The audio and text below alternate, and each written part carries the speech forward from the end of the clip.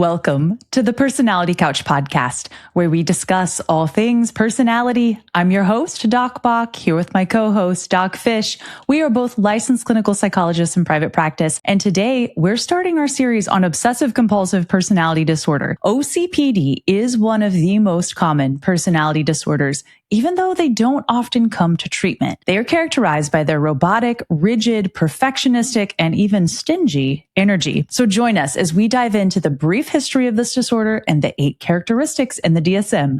Let's unpack it. Surprisingly, the name and history of this disorder is fairly short and somewhat more straightforward than other personalities. In 1867, there was a term called Zwang that was later used to describe compulsive questioning. Now, a few years later, there was actually a debate about whether compulsion signified hidden emotions, with Westphal saying no and Kraepelin saying yes. Then by the 1890s, Zwang had many different translations and meanings. So like compulsion in New York and obsession in London. So we are already confused. Yeah, we can't have New York and London in conflict, but shocker, our naming problems persist in this field. But then in 1897, the term Anankast or Anankastic, I always think Anankastic, that's fantastic. Anyway, that came on the scene. I could keep going. The song is in my head now. That came on the scene. Anyway, this translated to be a compulsion, just like I'm compulsively now singing this silly song about Anankastic personality.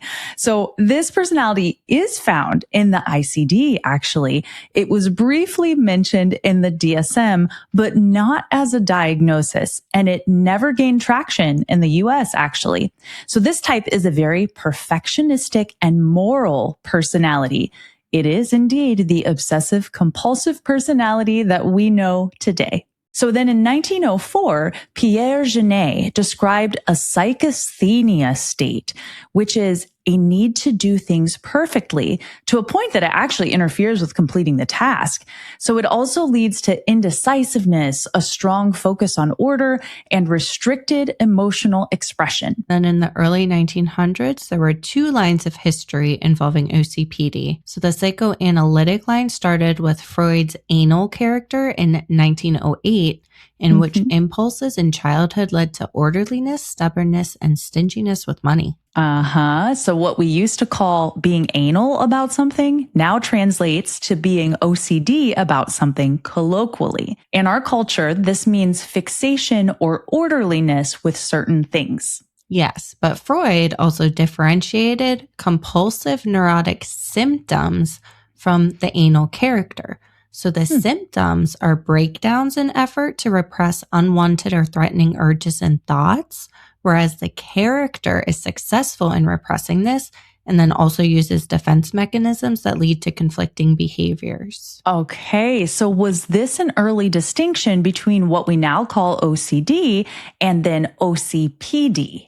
Why, yes, I do think that's what we're looking at. So the symptoms, like OCD, are ego dystonic, meaning it's outside of the self and distressing. The character describes OCPD, so the personality, and that is ego syntonic, or one with the self, and therefore it's only the consequences, but not the symptoms that are distressing. Okay, because with a personality disorder, the conflict is in the external relationships and not always necessarily inside the person's own psyche, at least not consciously. Exactly, yep. So back to Freud's anal character. So this personality set a theoretical foundation for then the compulsive personality. From that came an obsessive type and a compulsive character. The non-psychoanalytic line included personality types like sensitive, insecure, and ambitendency, which that basically means ambiguous or having a tendency to have inner conflict or high anxiety. And in the later 1900s, there were other theorists describing the obsessive compulsive personality, such as Fromm's hoarding orientation, Rado's obsessive character traits, and Shapiro's rigid styles. Then in 1969, Milan proposed this personality be called the conforming personality. And then in 1994, Gabbard described obsessive compulsive persons, which is very similar to obsessive compulsive personality disorder, and then DSM IV, which is also in 1994. Right. Okay. So what I'm seeing is that there was agreement from theorists across different disciplines that this type of character existed. So they may have called it by different names, but even still, all of those names have similar meanings, like obsessive, compulsive, rigid, anal, etc. So it seemed pretty clear to the early shrinks and researchers who were in agreement with the behavior that they were seeing. The disorder itself didn't have a lot of infighting, which I think is interesting because other ones that we have talked about certainly did, like antisocial personality, avoidant, schizoid, and borderline personality disorder, which all were very hotly debated. So the only other personality disorder that I can think of that had this solid through line was narcissistic personality disorder. Okay, and the consistent through line was also evident in the DSM. Yeah. So let's look at how the DSM has handled OCPD. Obsessive compulsive personality disorder has been in all of the DSM editions, starting in 1952 with the first edition, but it was called compulsive personality. So they are rigid, have inordinate capacity for work, and lack a normal capacity for relaxation, being overly conscientious and inhibited, preoccupied with standards of conformity or conscience, and it notes that this can lead to neurotic illness, but not necessarily. Yeah. And then the DSM II in 1968 changed the name to Obsessive Compulsive Personality. And then in parentheses, it brought up, can you guess? Anankastic personality, highlighting the same features. So excessive morality, being abnormally rigid and lacking the capacity to relax, being overly inhibited and dutiful. So while it may lead to an obsessive compulsive neurosis, aka OCD, it must be distinguished from this. So we can't say that the behavior that we're seeing is from both. Exactly. And then moving into the DSM III in 1980, guess what? We changed the name back to compulsive personality disorder. And then we also significantly expanded it. So we now have 5 criteria, and it was noted that 4 were needed for diagnosis. So I'll just briefly mention the highlights. So 1 was coldness or emotional stiffness. So like being very conventional and formal. Number 2 was perfectionism. So they can't really see the forest for the trees. Number 3 is rigid control over others to meet their high expectations and standards. Number 4 is workaholism, or like an inability to relax. And then number 5 would be like analysis paralysis, or like avoiding making a decision for fear of making an error. Yeah. And then in the associated features of the DSM III, it talks about an example of this condition being a man who believed it was actually sinful for his neighbor to leave his child's bicycle in the rain. I mean, holy smokes, like that's what these criteria are talking about, like this rigid sense of morality, and also with that, a heaping side of judgment as well. Right. Like there's a correct way of doing things. And if it's not taken care of adequately, it's basically taboo or sinful even. Yeah. And even in this, I'm thinking about all the ways in society in which this scrupulous and judgmental behavior is reinforced, especially in religious communities. And then I can also see how in society we celebrate the exactness of details, the workaholism, the inability to relax. I mean, especially in American culture.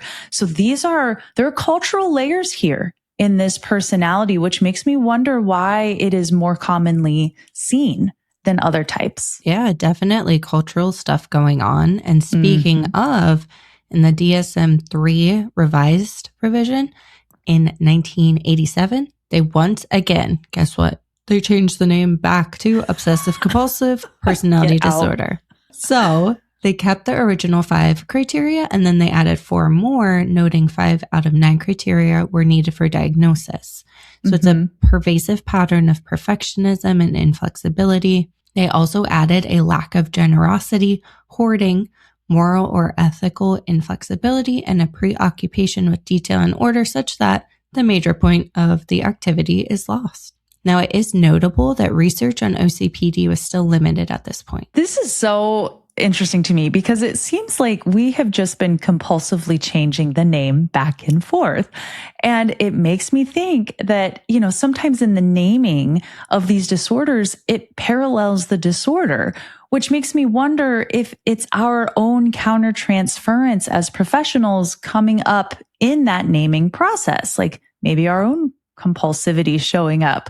And this is not the first time that I've seen our own biases come into play with diagnosing. Right. It is so fascinating. And it does seem like theorists were very detail oriented in this personality conceptualization. So maybe this might be similar to how we reject the antisocials who reject us. And we're out of touch with the schizoid who is out of touch with the social world. That's so true. And then we marginalize those with borderline personality disorder who already have a hair trigger for abandonment, all in how we chose to name and diagnose the condition. Like, this is clearly a pattern, and we honestly can't keep our own human scat out of it as shrinks. Oh my goodness, it's so funny that you use scat in the anal character episode. Here we go again. We can't leave it alone, can we? Nope, we gotta get those details right. And on that note, I do have one last detail from the DSM IV that I compulsively need to mention here. Of course you do. Okay. So by 1994, the DSM IV was a bit more research-based, and it focused on specific research by Full. So they added one criterion involving rigidity and stubbornness, and then they deleted 2 criteria, indecisiveness and restricted expression of affection. So that is in the associated features now, but they deleted it out of the criteria. So now there's a total of 8 criteria, and you need 4 to be diagnosed. And they have remained the same since 1994. Okay, nothing has changed in this character since the 1990s. So I suppose that we figured them all out and stopped obsessing over the details. But I'm curious, what does the DSM actually say about the criteria now that we have it all figured out? Oh my gosh. Okay. So firstly, the framework of OCPD is a pervasive pattern of preoccupation with orderliness, perfectionism, and mental and interpersonal control at the expense of flexibility, openness, and efficiency, beginning in early adulthood and being present in a variety of contexts. So we have to remember that this is perfectionism on steroids, like not only geared towards the self, but also imposed onto others, which is key. So in a way that causes distress and dysfunction.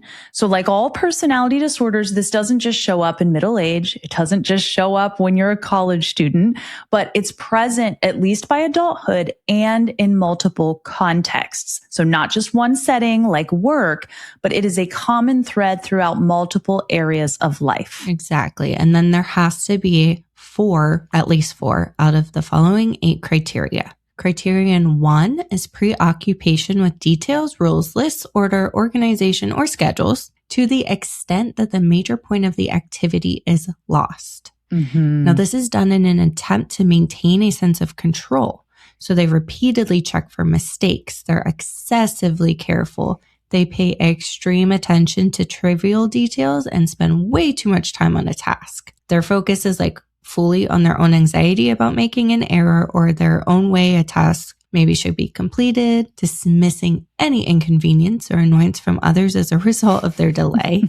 So maybe their time management abilities are not so good, and they often procrastinate on important tasks. For example, if they lose their to-do list, they might spend hours looking for that list instead of trying to recreate it and actually do the tasks. Oh my goodness. So this level of perfectionism misses the forest for the trees.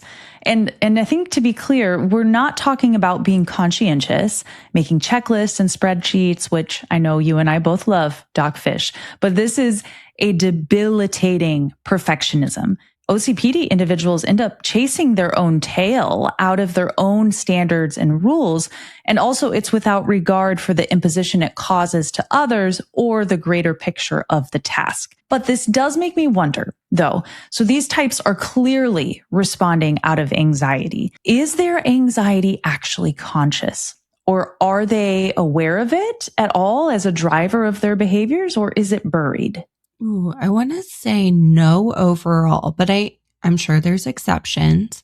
And you can have OCPD and another anxiety disorder. I think they're using their defenses so strongly that the anxiety is buried, but they have to have control and constraint so that it doesn't rise to the surface. Yeah, that makes sense. And that's the buried conflict. That's consistent with what I've read as well. Mm-hmm. It's almost like the compulsive energy serves as a distraction from what they're running from, but to the point that it's interfering with relationships. Mm-hmm. Okay, so what could this actually look like? I'm thinking when situations are not clear or there's not a right answer, decision making becomes painful and time consuming. Mm-hmm. So, for example, before they buy something, they might spend hours meticulously researching the object, or they may not be able to figure out what task should be done first or the best way to do a task. And so they just don't start anything. Yeah, and this sounds frustrating. But let's also look at the next criterion, and that is shows perfectionism that interferes with task completion or is unable to complete a project because his or her own overly strict standards are not met. So like we've been saying, this isn't regular perfectionism. It causes significant distress and dysfunction as these individuals might never finish a project because they have to make every single detail perfect. So for example, they might rewrite a paper many times because it's not perfect, delaying its completion or often missing deadlines despite a ton of effort to submit it at the last minute.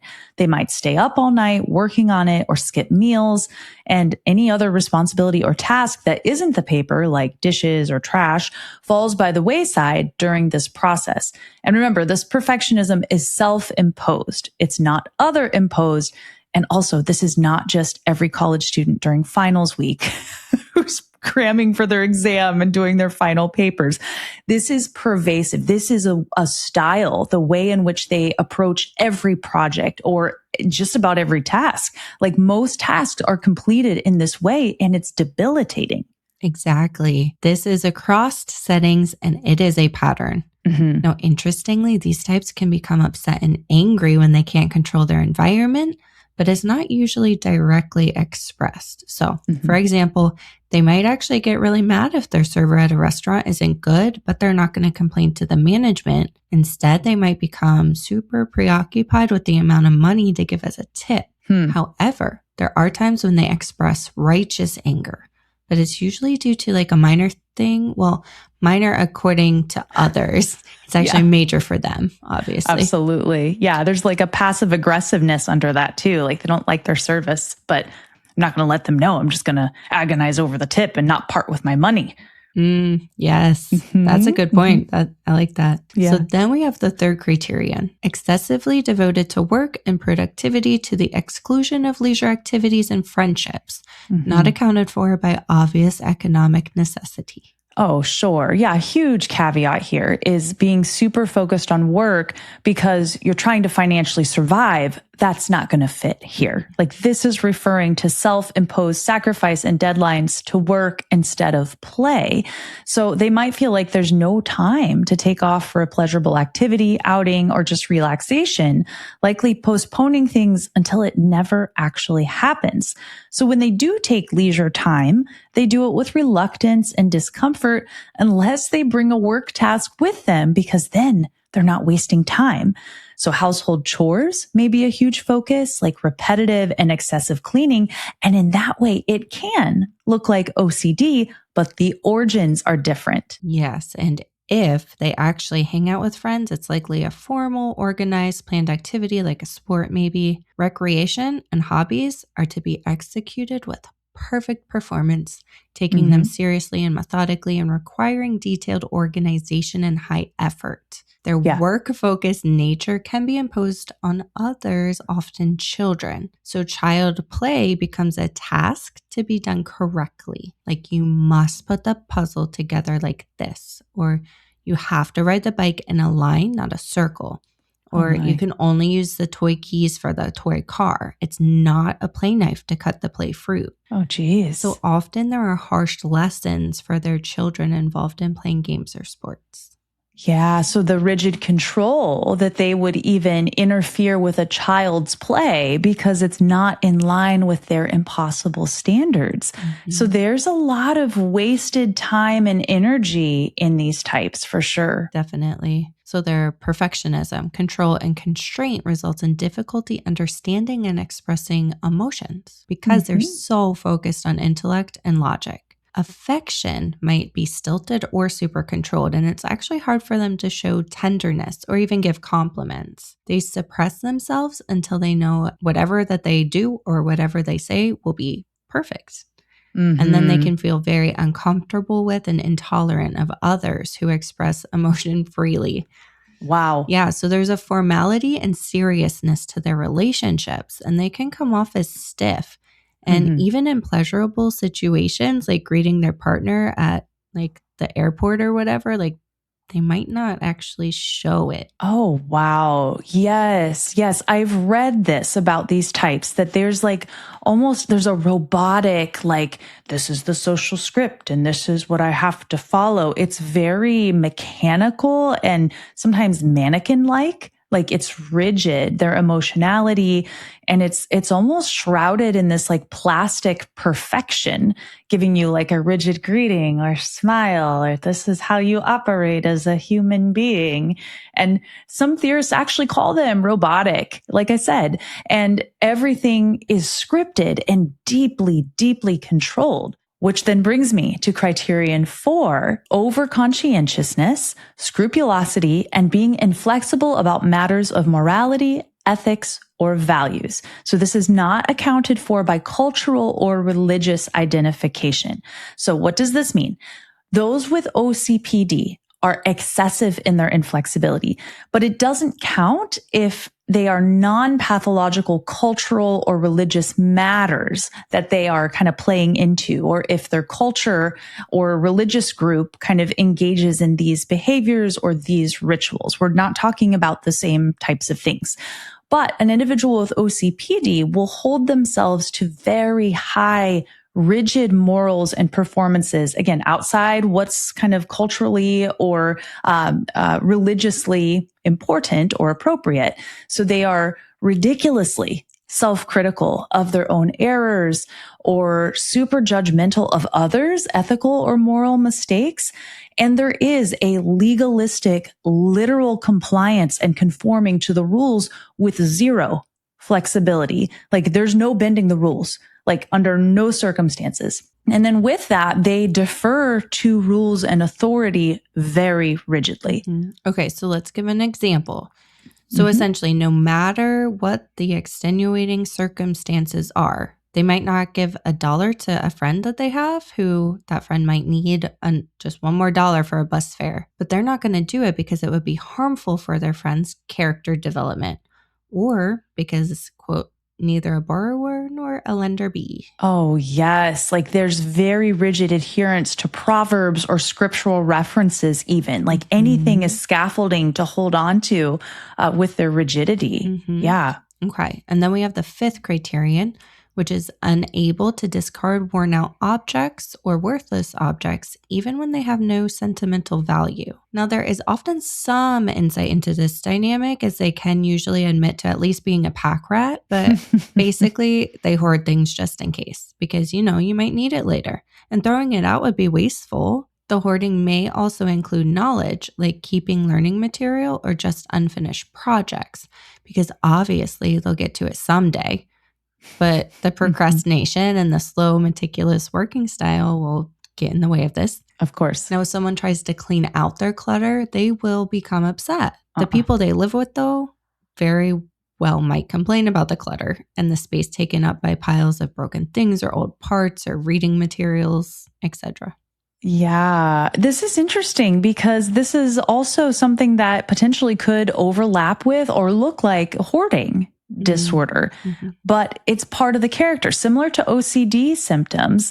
And while some people even say hoarding and OCD are kind of in the same category, but they're part of the character here in the OCPD character. So with hoarding, it's like we have to be prepared, lest we not be perfect or have the exact things needed to follow the script 100%. which then also leads to Criterion 6, and this is not going to be a surprise. Individuals with OCPD are reluctant to delegate tasks or to work with others unless they submit to exactly his or her way of doing things.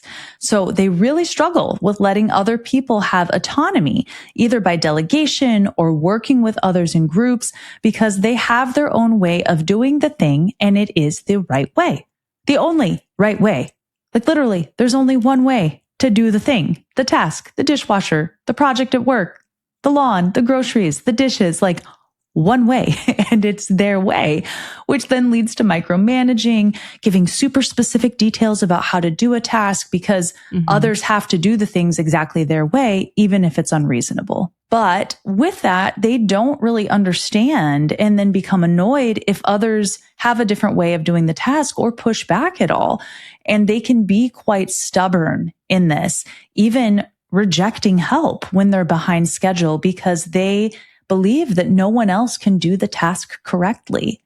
Yeah, they can have significant hardships at work, especially when new things come up that require compromise and flexibility. Then in terms of power dynamics, they can be excessively submissive and deferring to an authority figure that they respect, but very resistant to an authority figure that they do not respect. The next criterion is interesting. It has to do with their relationship with money. Ooh. So Criterion 7 is that they adopt a miserly spending style towards both the self and others because money is viewed as something to be hoarded for future catastrophes. Interesting. So money is something else in that hoarding category. So this means financial stinginess. So those with OCPD want to be prepared for any possible future disasters so that they can maintain their perfectness or their perfection. And so they're going to hoard money. And they are super strict with spending.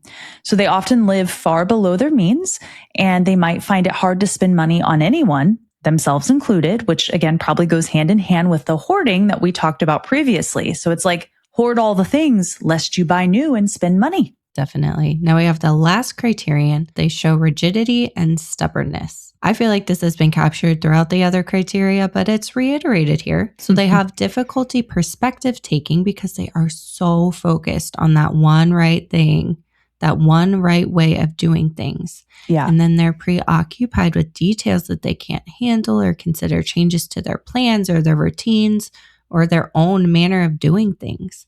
Others can get pretty annoyed with them because they're constantly rigid. And even when there is self-awareness that compromise might be helpful, they can still stubbornly refuse to do it, because it's the principle of the thing. Oh my goodness. Yeah. So I have some thoughts here about this that I want to share now that we've wrapped up the DSM criteria. It is concerning to me that the DSM has done it again. I'm not surprised, but it's done it again. We have captured the observable behavior here, but we are missing the stuff that's on the inside that makes the person this way.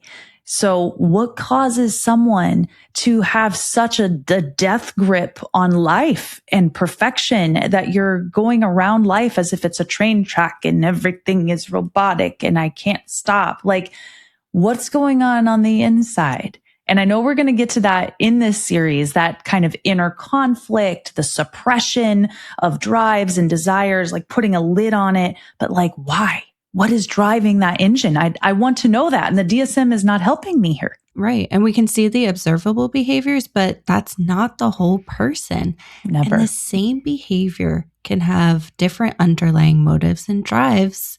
So other personalities even can have compulsive behaviors. Absolutely. Yes. And in this, I feel like a lot of people could meet the criteria for OCPD in the DSM just based on the DSM alone, which maybe is that why it's one of the most commonly diagnosed personality disorders according to research, is because we have some issues with the nosology, the classification.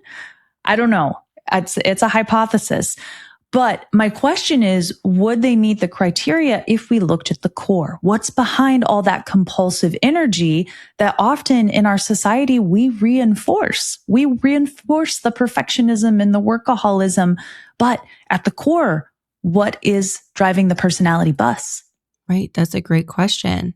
And like I said, there's different personalities that can utilize those compulsive personality traits to cope and navigate in our individualistic society. Yeah. So then how many are truly obsessive compulsive at the core, and how many just maybe have like a compulsive shell? Yes, yes. And that is something that we will discuss in our next episode, because there is a lot here that is under that very rigid shell in this individual. So we are going to unpack that, but we're going to save it for another day.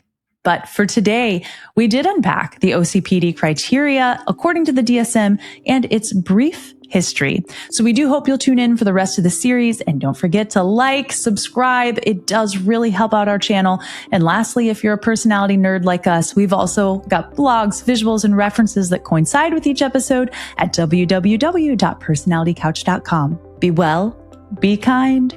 We'll see you next time on the Personality Couch. This podcast is for informational purposes only and does not constitute a professional relationship. If you're in need of professional help, please seek out appropriate resources in your area. Information about clinical trends or diagnoses are discussed in broad and universal terms and do not refer to any specific person or case. Oh, yes, I wanted to do, what does a compulsive personality look like? Oh, I like that.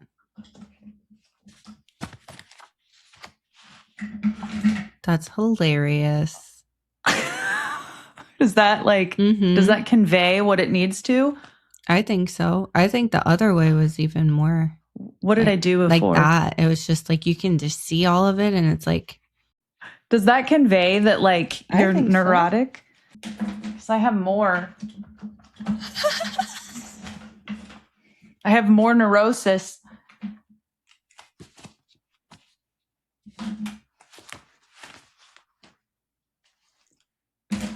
I think this should be a short. Does this convey neurosis?